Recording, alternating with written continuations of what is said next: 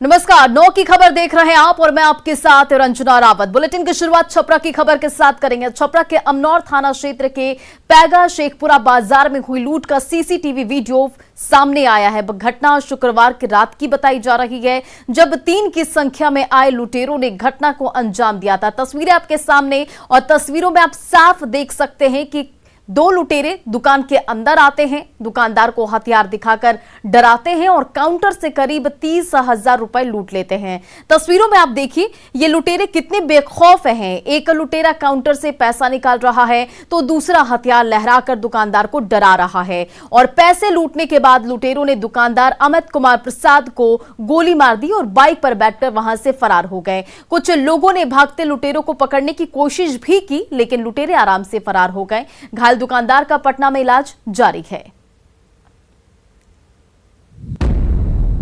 और अब देखिए इस पूरे मामले पर कई गंभीर सवाल। और क्या क्राइम कंट्रोल करने में पुलिस नाकाम है? तो लूट पर पुलिस से ये कई गंभीर सवाल। 5 दिन पहले भी छपरा में बड़ी लूट हुई थी।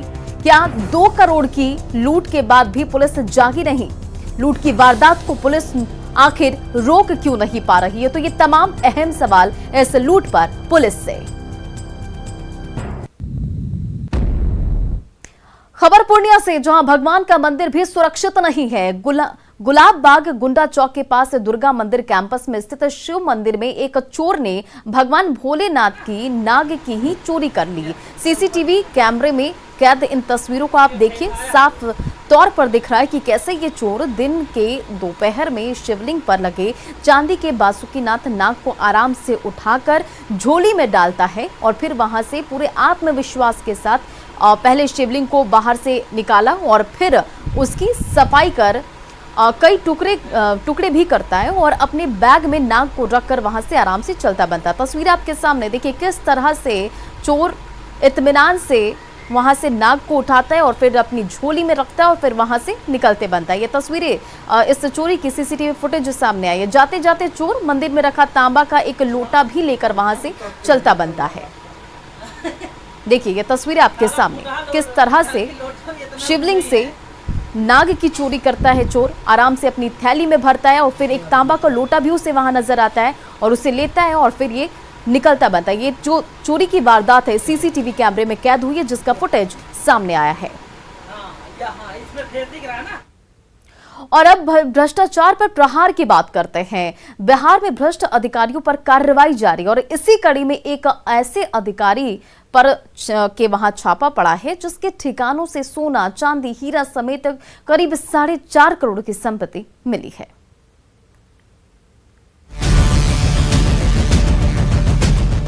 नोटों की इन गड्डियों को देखिए, कुछ 2000 की हैं, कुछ 500 की, कुछ 200 की और कुछ 100 की। 50 रुपए का तो बड़ा सा बंडल पड़ा है। नोट देख लिए हो तो अब जरा इस चमचमाती हुई हार पर भी नजर डाल लीजिए। ये सब कुछ मिला है निगरानी विभाग की उस छापेमारी में जो मुजफ्फरपुर के मुसहरी प्रखंड के आपूर्ति पदाधिकारी संतोष कुमार के वैशाली और मुजफ्फरपुर के ठिकानों पर हुई।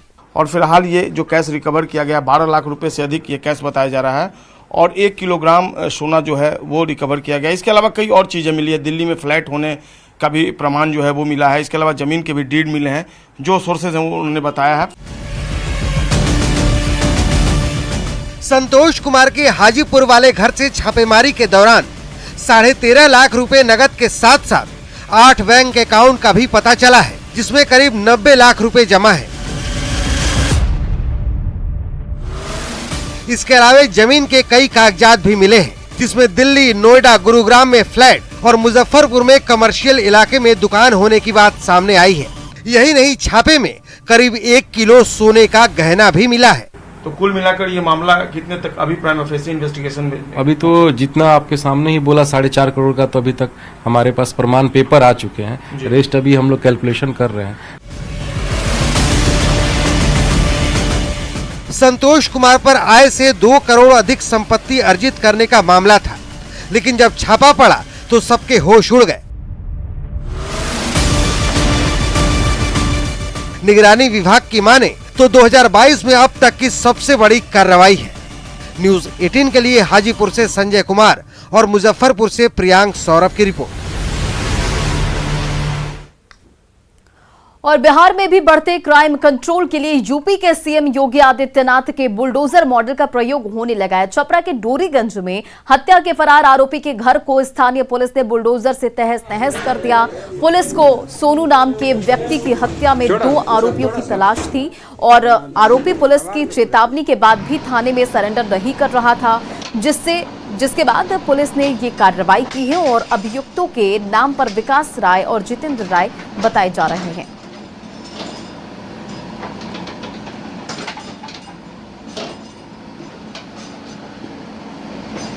और इधर भोजपुर में बाइक सवार अपराधियों का उत्पात देखने को मिला है। अपराधियों ने एक युवक को गोली मारने के बाद हथियार लहराते हुए वहां से फरार हो गए और घटना जगदीशपुर के रूपबांध और दावा गांव के बीच की है।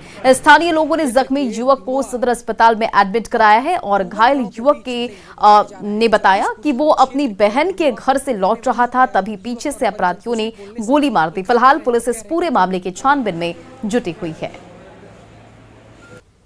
इनको सर गोली लगे।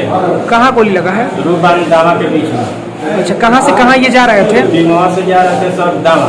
दावा कहाँ, किसके यहाँ? बहन के पास। अच्छा, तो रूपबांध और दावा के बीच में 2 आदमी गोली मार दी। किस चीज से गोली मारने वाला, किस चीज से था सब? अपाची ले था।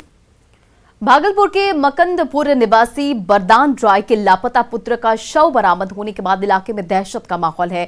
परिजनों के मुताबिक शुभम 28 मार्च को गांधी निकुंज निवासी राजकुमार राय के साथ किताब लेने की बात कहकर घर से निकला था और उसके बाद वापस नहीं आया, जिसके बाद परिजनों ने अकबर नगर थाने में अपहरण का मामला दर्ज कराया। मामले की जांच करते हुए पुलिस ने जब आरोपी से पूछताछ की तो उसकी निशानदेही पर अपहरित के शव को इंग्लिश चिचरौन बहियार इलाके से बरामद किया गया और परिजनों ने मृतक के कपड़े और चप्पल से उसकी पहचान की, जिसके बाद पुलिस ने शव को अपने कब्जे में लेकर पोस्टमार्टम के लिए फिलहाल भेज दिया है और आगे की कार्रवाई जारी है।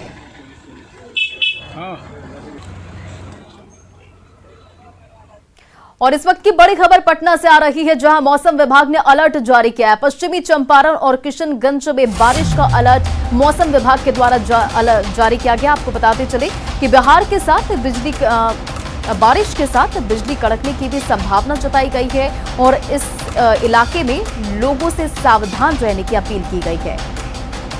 तो मौसम विभाग ने अलर्ट जारी किया है। आपको बताते चले कि पश्चिमी चंपारण और किशनगंज में बारिश का अलर्ट जारी किया गया है और साथ ही बारिश के साथ ही बिजली कड़कने की भी संभावना जताई गई है।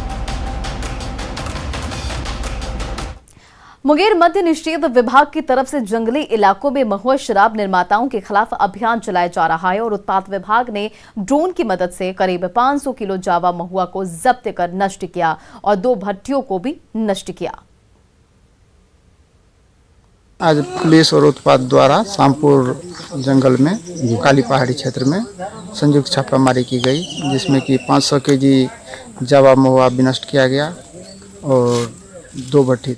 समस्तीपुर रेल मंडल के पूर्णिया कोर्ट स्टेशन के समीप स्टीम इंजन स्क्रैप गबन मामले में आरपीएफ ने senior section engineer Rajiv Ranjan Jha, helper Sushil Yadav और संवेदक पंकज कुमार ढंढनिया को फरार अपराधी घोषित किया है। छापेमारी के बाद भी लंबे समय तक गिरफ्तार नहीं होने पर आरपीएफ ने आगे की कार्रवाई के लिए खगड़िया रेलवे न्यायालय को फरार घोषित करने के लिए पत्र दिया था, जिसके बाद न्यायालय ने तीनों को फरार घोषित करने को लेकर आदेश जारी कर दिया है।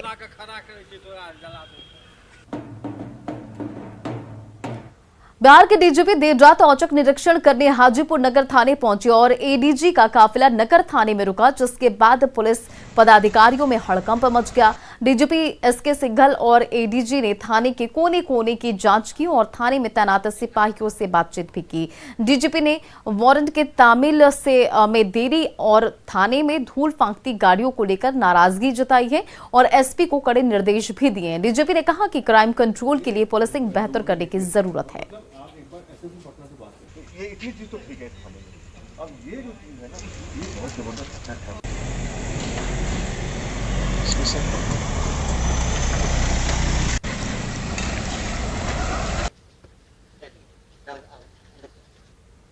पर्पस हमारा मल्टीपर्पस है।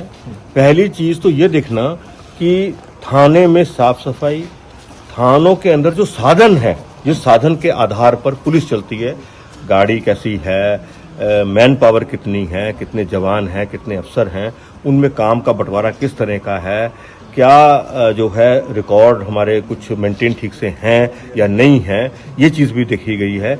और किस तरह से हम अच्छी से अच्छी पुलिसिंग कर सकें, किस तरह से हम पब्लिक को अपने साथ जोड़ सकें, किस तरह से हम पब्लिक के सहयोग से क्राइम को कंट्रोल कर सकें, उनकी समस्याओं का निराकरण कर सकें, ये सारे पर्पज को देखने के लिए हम लोग यहाँ पर आए हैं। और हमारी विजिट औचक है। ये हम इनको बता के नहीं आए हैं, हमारी रात की विजिट है, औचक विजिट है। सुपौल सदर अस्पताल के गेट पर खड़ी ई रिक्शा पर सवार गर्भवती प्रसव पीड़ा से छटपटाती रही और नर्स मैडम चाय की चुस्की लेती रही। आप भी देखिए बेशर्मी और बेदर्दी की तस्वीरें।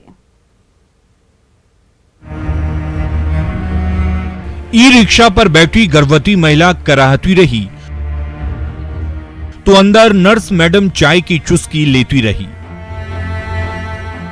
प्रसव पीड़ा बढ़ने लगी, पति हंगामा मचाता रहा,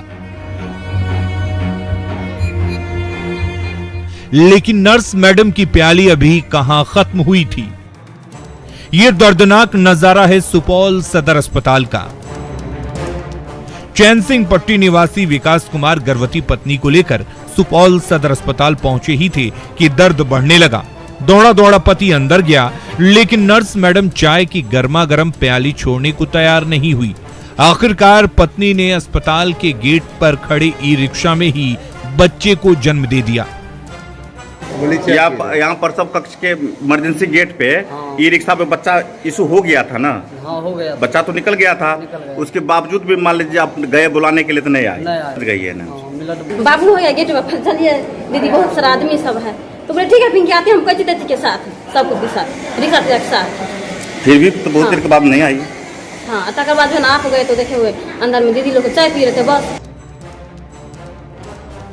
सुपौल सदर अस्पताल के दरवाजे पर एक मां दर्द से छटपटाती रही, हर किसी से गुहार लगाती रही, तो पत्नी की बिगड़ती हालत देखकर पति भी दौड़ता रहा। नर्स से लेकर डॉक्टर साहब के पैर पड़ता रहा, लेकिन चाय की चुस्की खत्म होगी तभी तो नर्स मैडम को फुर्सत मिलेगी। इंतजार करते करते आखिरकार इस नवजात ने ई रिक्शा के फर्श पर ही आंखें खोली और सुपौल सदर अस्पताल को शर्म से डुबो दिया। फिर भी सिविल सर्जन साहब कह रहे हैं कि जांच करवाएंगे। इस्तेमाल में कौन एनम क्या है उससे संबंधित हम लोग जांच करवा लेते हैं और दोषी होगा उस पर हम लोग कार्रवाई करेंगे। ड्रेस कोड का भी तो पालन नहीं करती है। ठीक है, वो भी हम देखवा लेंगे, ड्रेस कोड का पालन होना चाहिए। सुपौल सदर अस्पताल में बेशर्मी और बेदर्दी की ये कोई पहली तस्वीर नहीं है। अक्सर परेशान हाल मरीज इलाज के लिए छटपटाते रहते हैं, लेकिन किसी को कोई फर्क नहीं पड़ता। ई रिक्शा पर जन्म की इन तस्वीरों से भी किसी को फर्क नहीं पड़ा। अमित झा, न्यूज़ 18, सुपौल।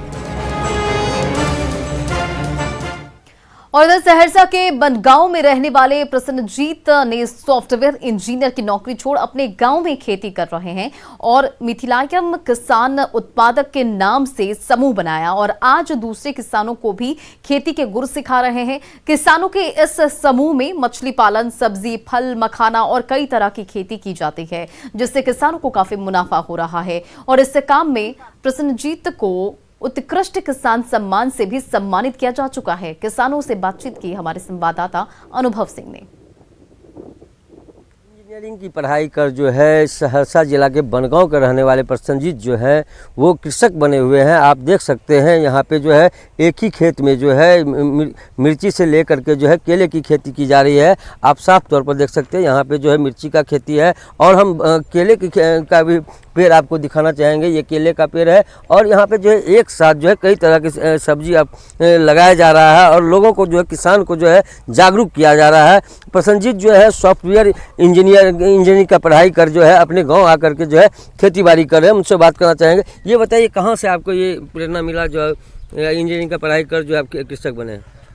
मेरी पढ़ाई मेरी शिक्षा दीक्षा पंजाब से हुई है और मैंने 4 साल वहीं से बीटेक किया है कंप्यूटर साइंस में।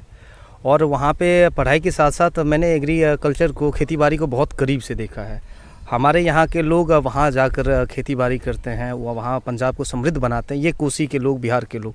तो फिर मैंने सोचा इससे अच्छा है कि हम अपने गांव जाकर के खेती की शुरुआत। फायदा तो बहुत मिल रहा है, जब से ये गांव आया है तब से बहुत अत्याधुनिक ढंग से खेती कर रहे हैं, करवा रहे हैं। आप पूरा ध्यान दे के लगे हुए हैं। हम आज जो है सो 2 साल से लगे हुए हैं और बेनिफिट भी हो रही है हमें। और सुसंजित द्वारा, प्रसंजित द्वारा सब कुछ का मदद मिल रहा है हमें आपीओ के तहत। जी बिल्कुल, सुने यहाँ के किसान जो है प्रसन्नजीत से जो है काफ़ी जो है ये शिक्षित हो रहे हैं और खेतीबाड़ी कर रहे हैं और आत्मनिर्भर भारत का जो है ये सपना साकार कर रहे हैं। न्यूज़ 18 के लिए सहरसा से कुमार अनुभव। जामताड़ा में प्रशासन की पहल से हर ब्लॉक में एल्डर्स क्लब की शुरुआत की गई और इसके जरिए बुजुर्गों का अकेलापन दूर करने की कोशिश की जा रही है। जिले में 15वें वित्त आयोग की राशि के साथ सामुदायिक सहयोग से पुराने जर्जर भवनों की मरम्मत कर प्रखंड में क्लब का निर्माण कराया गया है और जहां बुजुर्ग आपस में मिलकर अपनी बातें साझा करते हैं। यहाँ मेंटल और फिजिकल फिटनेस के लिए भी इंडोर गेम्स की सुविधा भी मौजूद है और क्लब के देखरेख की जिम्मेदारी कमेटी को सौंपी गई है, जिसकी मॉनिटरिंग वीडियो करते हैं और यहाँ हर 15 दिन पर क्लब के लोगों हैं उनके स्वास्थ्य की जाँच के लिए कैंप का भी आयोजन होता है। रेगुलर रहते हैं। क्या क्या फैसिलिटीज यहाँ दी जाती है? फैसिलिटी यहाँ पर है, पहला फैसिलिटी है हम लोग का जितना 60 ओवर एज है सबको यहाँ से छूटे हुए अगर तो उसको पेंशन के लिए एप्लीकेशन भरा जाता है। उसको हम लोग 4-5 आदमी रिफर करते हैं, रिकमेंडेशन कर BDO साहब को भेजते हैं, BDO साहब वहाँ से उनको पास करते हैं। पहला काम। दूसरा काम जो है हम लोग का मनोरंजन के लिए चेस है, उसके बाद कैरम बोर्ड है, बैडमिंटन है। में मोबाइल का बात जहाँ तक है वो तो घर में सब जगह अवेलेबल हो जाता है, इसलिए वो सब काम तो घर में हो जाता है, ठीक है। लेकिन कुछ व्यवस्था ऐसा है यहाँ पर जो कि हम लोग के घर में अवेलेबल नहीं है। वही जैसे यहाँ पेपर भी है, पुराने धार्मिक ग्रंथ भी है, ये सब हम लोग पढ़ के समय बिताते हैं। लोग प्राय आते हैं और यहाँ पर बड़ा आनंद से बैठते हैं। वैरायटी कल्चर होता है, टीवी देखते हैं, खेला कर कुछ भी व्यायाम भी करते हैं और धर्म ग्रंथों का आलोचना करते हैं।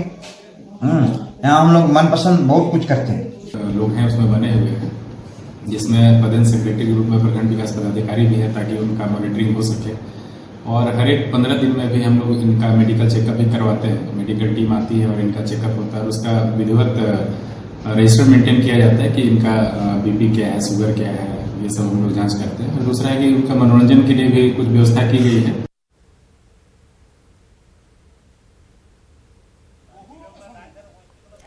तो बुजुर्गों को अब अकेलापन नहीं सताएगा। जामताड़ा से ये खबर और ये तस्वीरें आप देख रहे हैं। 15वें वित्त आयोग की राशि से ये क्लब बना है जहां आपस में मिल बैठकर बुजुर्ग जो हैं आपस में बातें साझा करते हैं। वहीं इंडोर गेम्स, न्यूज़पेपर, टीवी की भी यहां पर सुविधा उपलब्ध कराई गई है और इसकी जो मॉनिटरिंग है वो वीडियो के द्वारा की जाती है। आपको बताते चले कि हर ब्लॉक में एल्डर्स क्लब की शुरुआत की गई है और अब जो है बुजुर्गों का अकेलापन कहीं ना कहीं इसके जरिए दूर होता हुआ नजर आ रहा है। 15वें वित्त आयोग की राशि से ये क्लब बना है।